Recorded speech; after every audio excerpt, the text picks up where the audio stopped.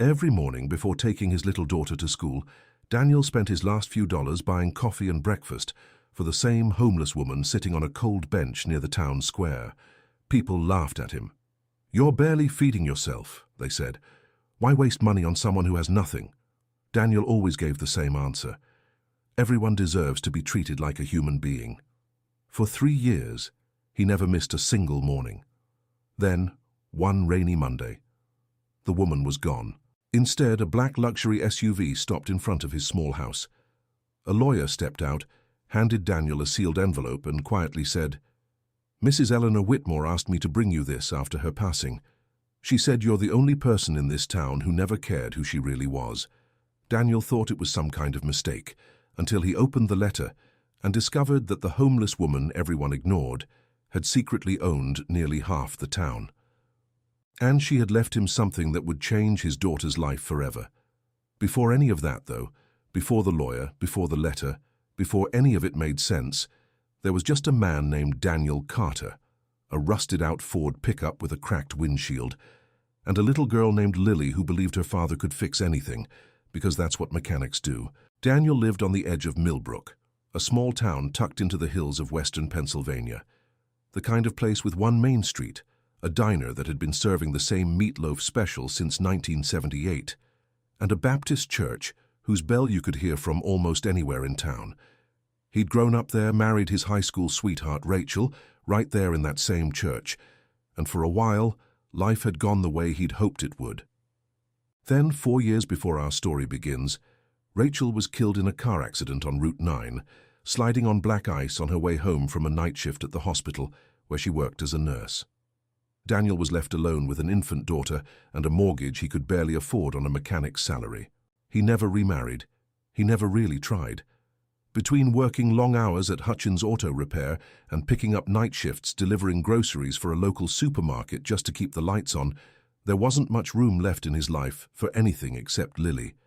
She was 8 years old now, sharp as a tack, missing her 2 front teeth and utterly convinced that her father was the strongest, smartest, kindest man in the entire world. She wasn't wrong about the kindest part. Every weekday morning followed the exact same routine, like a well-worn groove in a record. Daniel would wake up at 5:30, make Lily's lunch, braid her hair if she asked nicely, and walk her the 6 blocks to Millbrook Elementary. But first, they always stopped at Rosie's Cafe on the corner of 4th and Chestnut, where Daniel would order 2 cheap breakfast sandwiches and a cup of black coffee. 1 sandwich for Lily, 1 for a woman named Eleanor. Eleanor sat on the same bench outside the old First National Bank building every single morning, rain or shine, summer or the dead of a Pennsylvania winter. She was somewhere in her 70s, small and thin, with silver hair she kept pinned neatly beneath a faded wool scarf, and eyes that were a startling clear shade of blue. The kind of eyes that seemed to actually see you, really see you, in a way most people didn't bother to anymore. Nobody in Millbrook knew where Eleanor had come from. She'd simply appeared on that bench one autumn morning 3 years earlier, and she'd been there ever since. Most folks in town walked past her without a second glance. Some crossed the street to avoid her entirely. A few of the shop owners had tried at various points to have her moved along, calling her a nuisance, an eyesore for the tourists who occasionally passed through on their way to the mountains.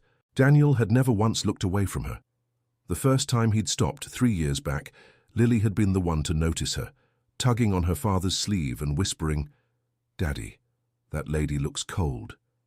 Daniel had crouched down next to the bench, introduced himself and asked if she'd eaten that morning. Eleanor had looked at him for a long moment, the way you might look at someone you were trying to memorize, and said, "Not in a while, no." He'd handed her his own breakfast sandwich that day, the one he'd bought for himself, and told Lily they'd share his coffee. The next morning, he bought 3 sandwiches instead of 2. It became a ritual. Every day, rain or shine, Daniel and Lily would sit with Eleanor for 5 or 10 minutes before school, and Eleanor would ask Lily about her spelling tests, or tell her little stories about birds she'd seen in the park, or recite bits of poetry that seemed to come from somewhere deep in her memory. She had a way of speaking that didn't quite match her circumstances, measured, articulate, occasionally even elegant, but Daniel never questioned it. He figured everyone had a past, and it wasn't his business to go digging through hers. His co-workers at the garage saw it differently. "You know you're basically broke, right?" said Marcus, one of the other mechanics, one afternoon while they were both elbow-deep in a transmission. "You're skipping your own lunch half the time, so you can feed some stranger who probably spends it on liquor the second you walk away." "She doesn't drink," Daniel said simply, not looking up from the bolt he was tightening. "How would you know that?" "Because I know her." Marcus just shook his head and muttered something about Daniel being a soft touch, the kind of guy who'd give away his last dollar, and then wonder why his own daughter didn't have new shoes. It wasn't the last time Daniel heard some version of that lecture. His landlord, Frank Dobbins, brought it up more than once when Daniel was a few days late on rent, which happened more often than Daniel liked to admit. "You're out there buying breakfast for a homeless woman while you owe me $240, Carter. You understand how that looks?" "I understand it doesn't look like much of anything to anyone but you and me, Frank," Daniel had answered, and left it at that. Even Lily, in her innocent, unfiltered way, had asked about it once walking home from school on a cold February afternoon. "Daddy, why do we always give Miss Eleanor food? We don't even really know her." Daniel had thought about that question for a moment before answering, the way he thought about most things that mattered. "The way we treat people says more about us than it does about them," he told her. "Miss Eleanor doesn't have very much, but we don't have very much either, and we still have enough to share a little bit. That's not about her, sweetheart. That's about who we decide to be." Lily had nodded slowly, in the serious way that 8-year-olds nod when they're turning something over in their minds for the first time, and never asked the question again. If anything, after that, she started saving little things for Eleanor herself: a pressed flower from the schoolyard, a drawing of the three of them sitting on the bench together, a friendship bracelet made from red and yellow string during recess. Eleanor kept every single one of them, tucked inside a small canvas bag she carried everywhere, as if they were the most valuable things she owned. As the months rolled into years, something real grew between the three of them, something none of them ever tried to name out loud. Eleanor learned the small details of Daniel's life, the long hours, the exhaustion that lived permanently behind his eyes, the quiet grief for Rachel that he never fully let go of, and his fierce, unwavering determination that Lily would have a better shot at life than the one he'd been dealt. She asked him questions no one else bothered to ask. What did he want for himself, not just for Lily? Did he still find any joy in his work? Did he ever think about leaving Millbrook? Daniel, in turn, told her things he hadn't said to another living soul, not even to his own mother, who lived 2 states away and called on Sundays. He told Eleanor about the crushing weight of feeling like he was always one bad week away from losing everything. He told her about the guilt of not being able to afford piano lessons for Lily, who'd shown real talent banging out melodies on the second-hand keyboard he'd found at a yard sale. He told her once, on a particularly hard morning after his truck had broken down for the 3rd time that month, that he sometimes wondered if he was failing his daughter simply by not being able to give her more. Eleanor had reached over and taken his hand that morning, her grip surprisingly firm for someone so frail-looking, and said, "You are giving her the one thing most parents in this world never manage to give their children. You're teaching her, every single day, simply by letting her watch you, what it looks like to be a good person, even when it costs you something. That is not nothing, Daniel. That is not failing. That is the whole point." He never forgot those words. He didn't know it yet, but neither did she forget his. There was one morning, in the 2nd winter of their friendship, that Daniel would think back on often in the months to come. A brutal, cold front had rolled down out of Canada overnight, the kind that turned Millbrook's sidewalks into sheets of glass and sent the local news anchors into a frenzy of school-closing announcements. Daniel had bundled Lily into 2 coats and a pair of mittens that didn't quite match, and when they reached the bench, they found Eleanor there as always, her thin frame shaking beneath a coat that had clearly seen better decades, her lips tinged faintly blue. Without a second thought, Daniel had shrugged out of his own work jacket, the heavy canvas one lined with fleece that Rachel had bought him for Christmas the year before she died, the one he genuinely could not afford to replace, and draped it over Eleanor's shoulders. "Daniel, no," Eleanor had protested, trying to hand it back. "You need this for the garage. You'll freeze." "I'll be inside all day fixing brake lines," he said, tucking the collar up around her neck the way he might have for Lily. You're the one sitting out here in it. Keep it." Eleanor had gone quiet for a long moment, staring down at the jacket, running her fingers over a small embroidered patch on the sleeve, Rachel's initials stitched there in faded thread. When she finally spoke, her voice had cracked in a way Daniel had never heard from her before. "You don't even know what this kind of thing does to a person," she'd said. "To be looked at like this, like I'm still worth something to somebody." "You are," Lily had chimed in matter-of-factly, tightening her own mismatched mittens. "You're worth a lot to us, Miss Eleanor." Eleanor hadn't said anything else. She'd simply reached out and pulled Lily into a hug, right there on the frozen bench, and held on for a long moment. Daniel had walked to school that morning without his jacket, arms crossed against the wind, and hadn't regretted it for a single step of the way. He never got that jacket back, not that he ever asked for it. Years later, when the truth about Eleanor finally came out, he would learn that she had kept it, unwashed and folded carefully, in the small storage unit that held the only earthly possessions she still called her own. For all that closeness, Eleanor never once spoke about her own past. Not where she'd come from, not why she was living the way she was, not whether she had any family left in the world. Whenever Daniel gently probed, she would simply smile, deflect with a story about someone else, or change the subject entirely to ask about Lily's upcoming school play. Daniel respected it. He figured whatever had brought her to that bench was hers to carry, and hers alone to share, if she ever chose to. Lily felt the weight of other people's judgment too, in the small, sharp way that children do. A classmate named Brittany Hawes told her at recess one day that her father was weird for hanging around a homeless lady, and that Lily's family must be poor if they had to share breakfast with someone who slept on a bench. Lily had come home in tears that afternoon, and Daniel, kneeling in front of her in the kitchen, hadn't tried to smooth it over with easy comfort. "Some people are going to think we're foolish for the rest of our lives, sweetheart," he told her, wiping her cheek with his thumb. "That's their business, not ours. You get to decide every single day whether you'd rather be liked by people who don't understand kindness, or be the kind of person Miss Eleanor deserves to have in her corner. That's the only choice that's actually yours to make." The next morning, Lily walked straight past Brittany Hawes on the playground, sat down next to Eleanor at the bench with her chin held a little higher than usual, and never mentioned the girl's name again. Eleanor, who had a way of noticing everything, simply squeezed her hand a little tighter that day and told her a long, winding story about a queen who once disguised herself as a peasant to learn who among her people had good hearts. Lily didn't think much of it at the time. She would understand it completely years later. She never got the chance. It happened on a Monday in late October, the kind of grey, cold, rain-soaked morning that made the whole town feel like it was holding its breath. Daniel and Lily walked to Rosie's cafe as always, ordered the usual 3 breakfasts, and made their way to the bench outside the old bank building. Eleanor wasn't there. At first, Daniel assumed she'd simply moved to shelter from the rain, and he checked the overhang of the pharmacy next door, the alcove by the post office, the covered bus stop half a block down. Nothing. He asked a few of the other regulars downtown if they'd seen her. Nobody had. He came back the next morning, and the morning after that. The bench stayed empty, rain gathering in small silver puddles along its worn wooden slats, day after day after day.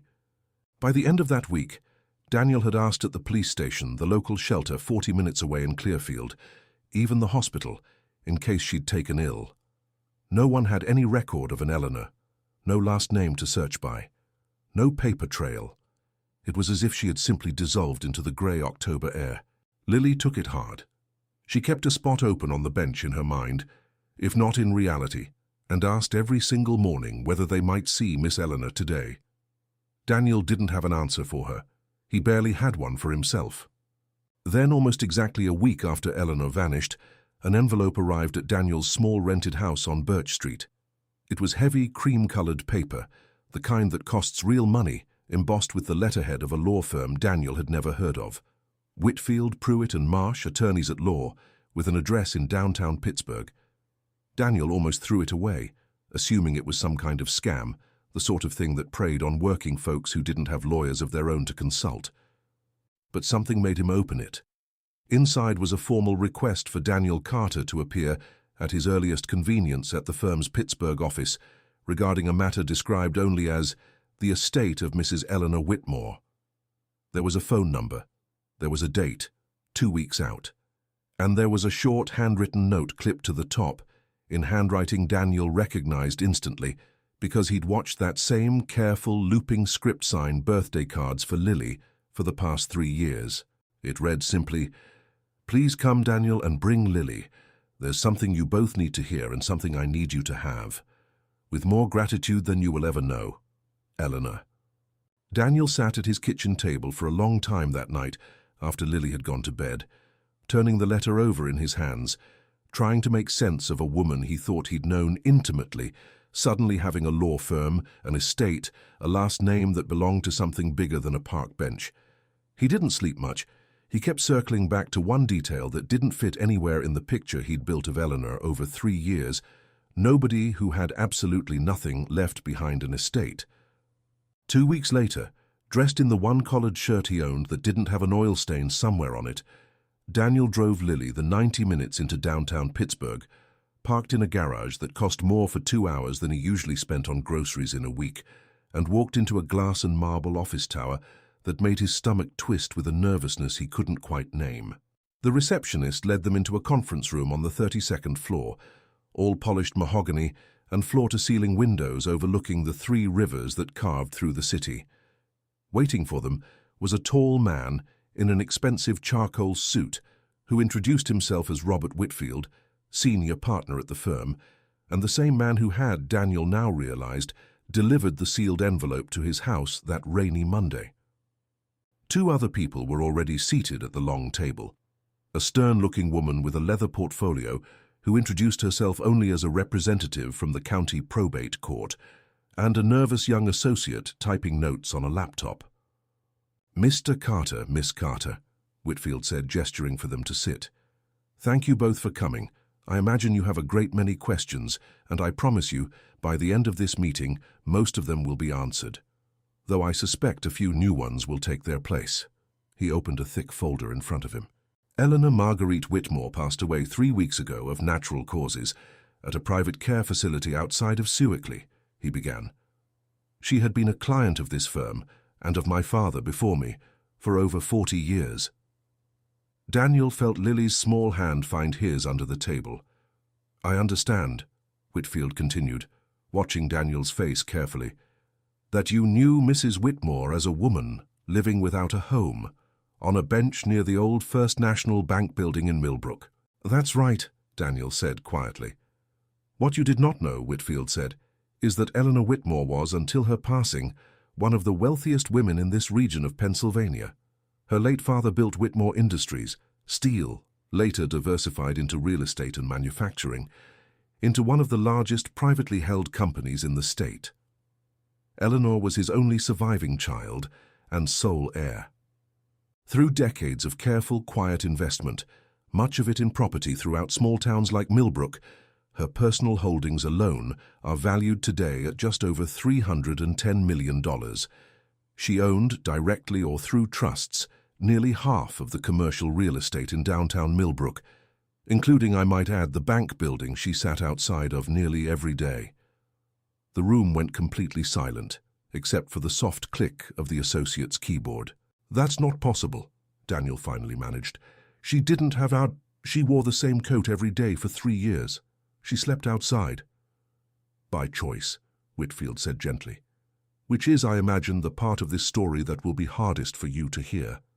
22 years ago, following what she described in her private journals as an irreversible betrayal by her own family, a nephew who attempted to have her declared mentally incompetent in order to seize control of the company, and a board of trustees who, in her words, valued her signature far more than her well-being, Eleanor made a decision. She placed her entire fortune into an irrevocable trust, retained only enough legal control to prevent anyone from touching it without her consent, and disappeared from public life entirely. She wanted, in her own words, to discover if there was a single soul left in this world who would treat her with basic human dignity when she had absolutely nothing material to offer them in return. She moved through several towns over the years, Mr. Carter, Millbrook is simply where she chose to stay. Because of you. Daniel sat there stunned, trying to reconcile the woman who'd traded him poetry and gentle wisdom over cheap breakfast sandwiches with the description unfolding in front of him. For 3 years, Whitfield went on, Mrs. Whitmore kept detailed private notes about the people of Millbrook, who stopped to help her, who mocked her, who tried to have her removed from that bench. She documented all of it. Every single entry, without exception, mentions you and your daughter. You were the only person in 3 years who never once treated her differently than you would have treated anyone else. You never asked what she could give you. You simply gave. He slid a thick sealed envelope across the table. This is her final will and testament, along with a personal letter addressed to you both. I would encourage you to read the letter first. With trembling hands, Daniel opened it. Lily leaned against his arm, and together they read Eleanor's familiar handwriting. My dear Daniel and my darling Lily, if you are reading this, then I am gone, and I am sorry I could not say goodbye the way you both deserved. Please know that in choosing to leave your bench, I was not choosing to leave you. I have simply gone home, in every sense of that word, for the very first time in 22 years. Daniel, you gave me back something I had lost long before I ever sat down on that bench, my belief that people can still be good, simply because it is right, not because they expect anything in return. You fed me when you had almost nothing to spare. You never once asked my story. You let your daughter love me the way children love, without conditions. I have known senators, industrialists, and men who could buy this entire state twice over, and not one of them ever gave me what you gave me for free, every single morning, for 3 years. I am leaving you something, and I need you to understand it is not charity. It is a responsibility, and I believe with everything left in my heart that you are the only person I have ever known who is equipped to carry it honestly. Whitfield will explain the rest.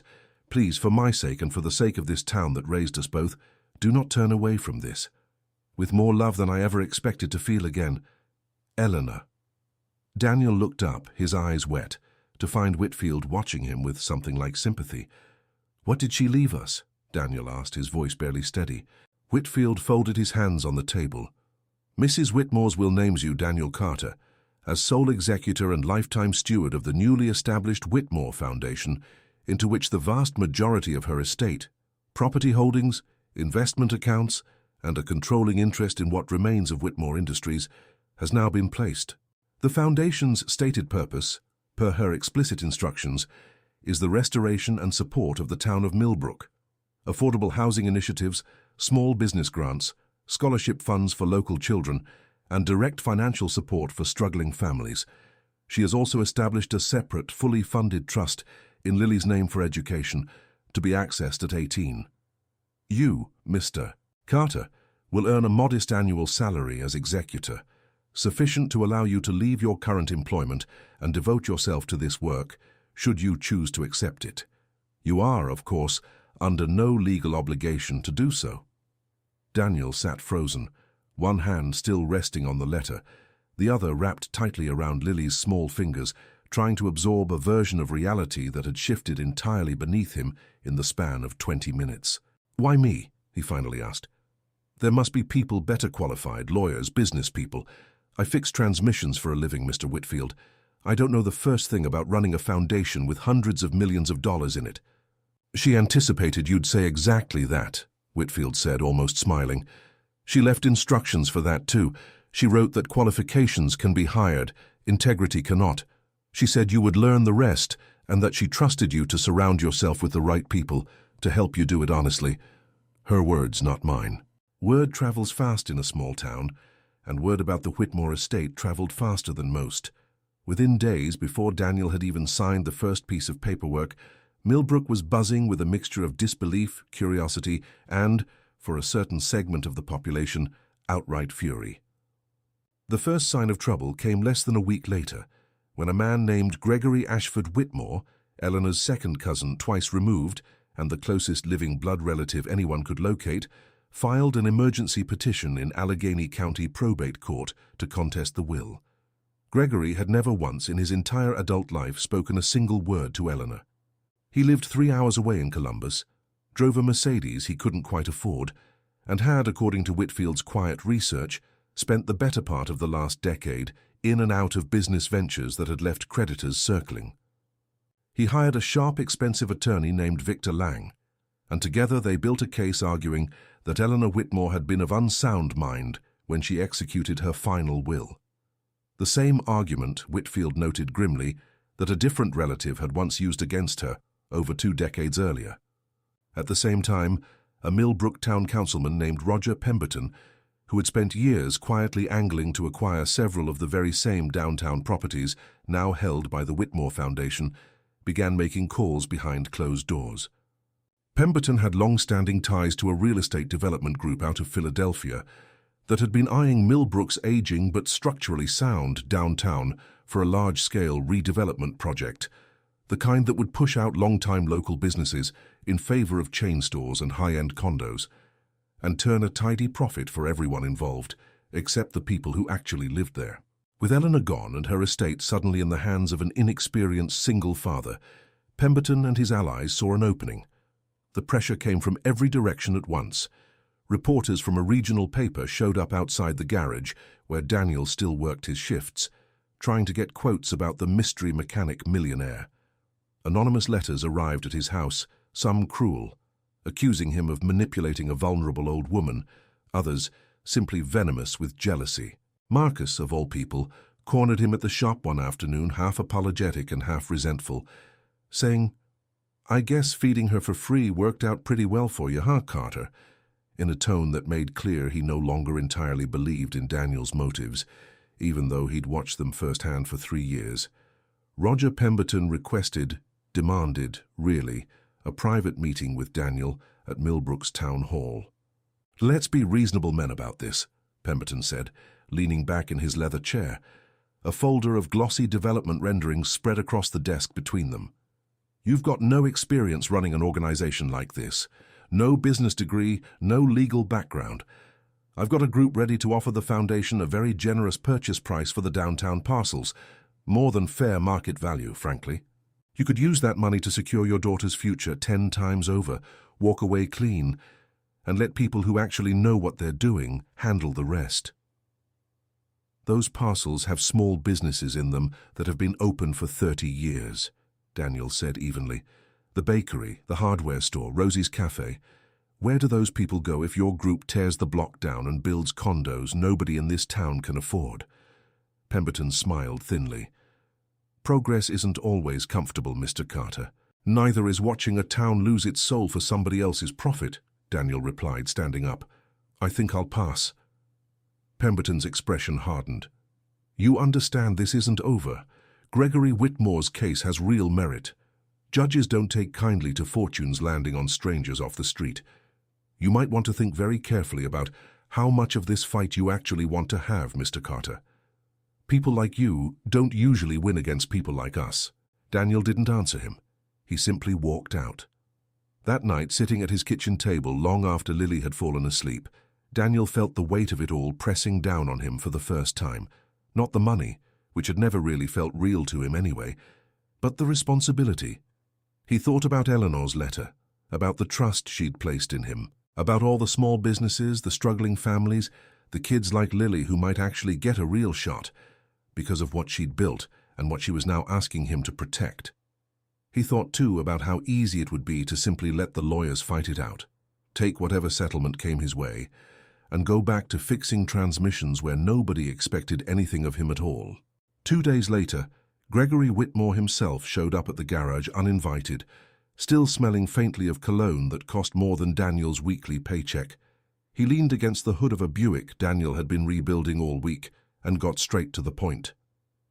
I'll be honest with you, Carter, because I don't think you're a stupid man, whatever else you might be, Gregory said. You could fight this for a year, maybe 2.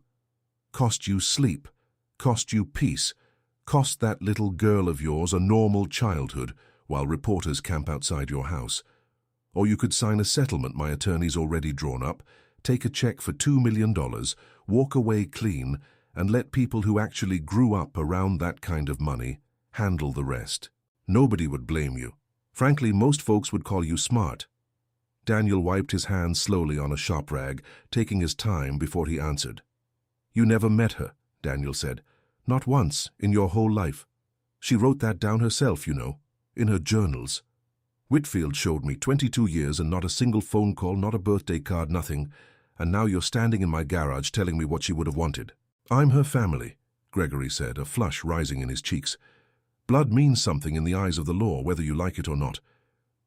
Maybe, Daniel said. But it didn't mean much to her. That's kind of the whole point, isn't it? Gregory's jaw tightened. You'll regret not taking the money, Carter. $2 million is more than a man like you will ever see again in one lifetime. Maybe so, Daniel said, turning back to the Buick. But it's not mine to take. It was never about the money for me. Not on that bench. And it's not about the money now. I think that's something you and I are never going to understand the same way, Mr. Whitmore. Have a safe drive back to Columbus. He called Whitfield the next morning instead. I need help, Daniel said. Not to get out of this, to do it right. Tell me what I actually need to learn and tell me who I can trust to help me learn it. Whitfield, who had quietly hoped for exactly that call, connected Daniel with a small team, a non-profit management consultant named Diane Okafor, who had spent 15 years running community development funds in Ohio, and a young, sharp associate attorney at the firm named Priya Anand, who specialized in probate and trust litigation, and who, it turned out, relished nothing more than a fight against people like Victor Lang and Gregory Whitmore. The court battle that followed stretched across nearly 4 grueling months. Gregory's team brought in a psychiatrist willing to testify, based entirely on second-hand reports and Eleanor's unconventional living situation, that she may have suffered from diminished capacity in her final years. Priya countered with something far more powerful: Eleanor's own extensive, meticulously dated private journals, decades of them, showing a woman of sharp, consistent, deliberate mind who had planned this exact outcome for years and who had written in devastating detail about exactly the kind of family betrayal she feared would come for her again. Daniel testified too. He stood in that Allegheny County courtroom in the same collared shirt he'd worn to Whitfield's office and told the truth as plainly as he knew how, about 3 years of breakfast sandwiches, about a little girl's friendship bracelets, about wisdom traded quietly on a park bench with no expectation of anything in return. He wasn't polished. He didn't try to be. When Victor Lang tried to twist his words, suggesting he'd somehow calculated his kindness for financial gain, Daniel simply looked the man in the eye and said, I fed her before I knew her last name. I'd have fed her if she never had one. Ask anyone in Millbrook. I was broke the whole time I was doing it. Ask my landlord. I was late on rent half those months. Does that sound like a man running a con? Even Marcus, unexpectedly, showed up to testify on Daniel's behalf, describing years of watching Daniel skip his own lunch to make sure Eleanor was fed, admitting on the stand, somewhat sheepishly, that he'd mocked Daniel for it at the time and had never once seen him ask for anything back. The most powerful moment of the entire trial, though, came from a witness nobody had expected. Rosie Calloway, the 70-year-old owner of Rosie's Cafe, who'd been serving Daniel his coffee for 20 years, took the stand on a Thursday afternoon and, without prompting from Priya, pulled a small worn ledger from her purse. I kept track, Rosie told the courtroom, adjusting her glasses. Old habit of mine, I write everything down. Every single morning for 3 years, Daniel Carter bought 2 breakfast sandwiches and, more often than not, could barely cover it. There were months I let him run a tab because I knew good and well he was going without lunch himself to keep feeding that woman. I've got it all right here, dated and everything. This isn't a man who found a homeless woman and saw dollar signs, Your Honor. This is a man who was flat broke and gave away what little he had anyway, for 3 straight years, expecting nothing back but her company. Victor Lang tried more than once to rattle Daniel on cross-examination, circling back again and again to the question of motive, suggesting that perhaps somewhere in the back of his mind, Daniel had suspected there was more to Eleanor than met the eye, that perhaps his kindness had been, even subconsciously, an investment. Mr. Carter, isn't it true that homeless individuals occasionally possess more resources than they let on? Lang pressed. Isn't it possible some part of you hoped for exactly this outcome? With respect, Daniel answered, his voice steady. If I was hoping for an outcome like this, I did a real poor job of showing it. I was 3 months behind on rent the whole time I knew her. My daughter wore second-hand shoes 2 sizes too big because that's what the church donation bin had that year. If I was playing some kind of long game, Mr. Lang, I think I'd have played it a whole lot smarter than that. A few quiet chuckles rippled through the gallery. Even the judge, a stern woman named Judge Patricia Alvarez, who had said almost nothing throughout the proceedings, allowed the faintest trace of a smile before calling the room back to order. Roger Pemberton's development scheme collapsed under a different kind of scrutiny entirely, when Priya's team uncovered records showing his financial ties to the Philadelphia Development Group, evidence that he'd been quietly working to devalue the estate's properties and pressure the foundation into a sale that would have profited him personally through a shell company. The revelation, splashed across the front page of the regional paper, ended his political career within the month and gave the court serious reason to question the motives of everyone lined up against Daniel. In the end, the judge's ruling was unambiguous. Eleanor Whitmore's will was upheld in full. Gregory's petition was dismissed, the court noting dryly that a relative who had never once contacted the deceased in her lifetime had little standing to claim intimate knowledge of her mental state at its end. Daniel Carter remained executor of the Whitmore Foundation and steward of the estate, exactly as Eleanor had intended.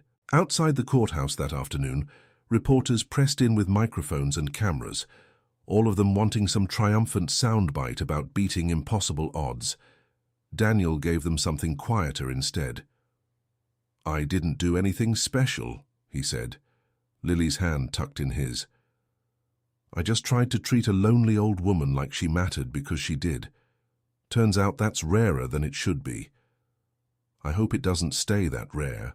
The months that followed looked nothing like the life Daniel had known before that rainy October Monday, and yet, in the ways that mattered most, it looked exactly the same. He still walked Lily to school every morning. He still stopped at Rosie's cafe, though now sometimes with Diane or Priya in tow, going over foundation business over coffee at the same tables where he used to count out exact change for 3 breakfast sandwiches. The bench outside the old bank building was still there too, though it wore a small brass plaque now, one Daniel had commissioned himself, reading simply, "In memory of Eleanor Whitmore, who taught this town that dignity costs nothing and means everything." Under Daniel's stewardship, and with Diane's guidance, the Whitmore Foundation became something real in Millbrook, not an abstraction, not a headline, but a living, breathing presence in people's lives. The foundation bought the building that housed Rosie's Cafe, the bakery, and the hardware store, and locked their rents at rates the owners could actually afford, permanently. A scholarship fund opened for graduating seniors from Millbrook High, named at Daniel's insistence, not after Eleanor's family fortune, but simply the Bench Fund, a name only the people of Millbrook would ever fully understand. A renovated building near the elementary school became a free after-school program and community center, offering tutoring, meals, and yes, eventually piano lessons, which Lily was among the very first children to sign up for. Daniel never moved into some grand estate. He and Lily stayed in the same small house on Birch Street, though he did finally catch up on the rent, and then some. And Frank Dobbins never mentioned a late payment again, as long as he lived. Daniel took a modest salary, just as Whitfield had described, enough to breathe for the first time in years, but nowhere near enough to change who he fundamentally was. He still came home most nights smelling faintly of a workshop, though these days it was a woodshop, where he volunteered building furniture for families the foundation had helped rehouse, more than the auto garage, though he kept a hand in there too, unable to fully let go of the work that had once defined him. The day the community center officially opened, nearly the entire town showed up, spilling out onto the sidewalk along 4th Street in a way Millbrook hadn't seen since the 4th of July parade. There was a ribbon strung across the front doors, red and gold, and folding chairs set up in rows for the short ceremony Diane had insisted on, even though Daniel had tried to talk her out of anything too fancy. Frank Dobbins was there, standing near the back, nodding at Daniel in a way that passed for an apology, between men who didn't much go in for words like sorry. Marcus showed up too, in a clean shirt for once, and shook Daniel's hand a little longer than necessary. Even Brittany Hawes's mother came, bringing a tray of cookies for the reception table, though Daniel suspected that had more to do with the free tutoring program than any real change of heart. When it came time for Daniel to say a few words, he kept them short, the way Eleanor always used to keep her own advice, short and true. She used to tell me, The way we treat people says more about us than it does about them, Daniel said, looking out over the crowd, Lily standing proudly beside him in a new dress that the foundation absolutely had not needed to buy her, but that he'd bought anyway. I think about that every single day now. This building isn't a monument to how much money Eleanor Whitmore had. It's a monument to the fact that for 22 years, almost nobody looked at her twice, and it cost this whole town something we didn't even know we were losing. So if there's just one thing I hope folks take from today, it's this. Look around you. Really look. You never know whose story you're standing in the middle of. He cut the ribbon himself, Lily's small hand resting on top of his on the oversized scissors, and the crowd applauded in a way that felt, for the first time in a long while, like the whole town breathing out together. On the first anniversary of Eleanor's passing, Daniel took Lily to the small cemetery outside town, where Eleanor had, by her own final request, been buried under a simple granite stone bearing no mention of Whitmore Industries, no mention of $310 million, nothing but her name and a single line she'd chosen herself. She was seen. Lily, 9 years old now, missing even more teeth, set a small bundle of wildflowers against the stone, the same kind Eleanor used to point out to her on their walks to school. "Do you think she knew, Daddy?" Lily asked. "Before she left the bench, I mean. Do you think she knew we'd have kept feeding her even if we found out she never had any of that money at all?" Daniel crouched down beside his daughter, the way he had that very first morning 3 years earlier, and put his arm around her shoulders. "I think," he said slowly, "that's exactly why she chose us. Because we would have. If this story moved you even half as much as it moved me putting it together, do me a favor and let me know down in the comments. Has there ever been someone in your own life you helped without expecting a single thing in return? Someone whose story turned out to be so much bigger than you ever imagined? I'd genuinely love to read it. And if you believe, like Daniel did, that the way we treat people says more about us than it ever says about them, hit that like button before you go. And if you're new here, go ahead and subscribe, because we've got a whole lot more stories like this one waiting for you. Thanks for watching, and I'll see you in the next one.